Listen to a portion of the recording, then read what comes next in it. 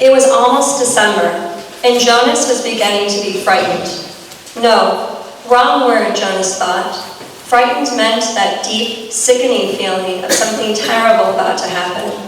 Frightened was the way he had felt a year ago when an unidentified aircraft had overflown the community twice.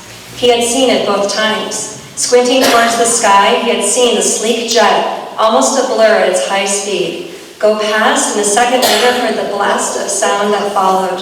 Then one more time, a moment later, from the opposite direction, the same plane. At first, he had been only fascinated. He had never seen aircraft so close, for it was against the rules for pilots to fly over the community. Occasionally, when supplies were delivered by cargo planes to the landing field across the river, the children rode their bicycles to the riverbank and watched, intrigued, the unloading and then the takeoff directed to the west, always away from the community. But the aircraft a year ago had been different. It was not a squat, fat-bellied cargo plane, but a needle-nosed, single-pilot jet.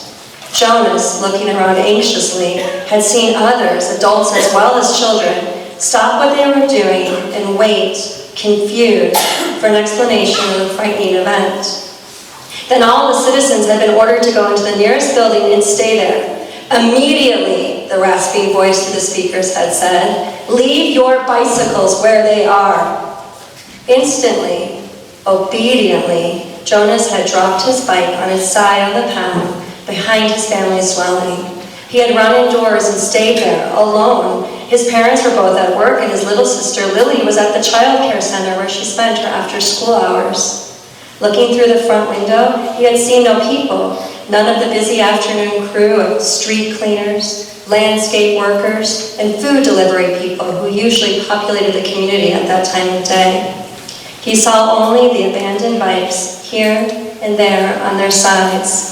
An upturned wheel on one was still revolving slowly.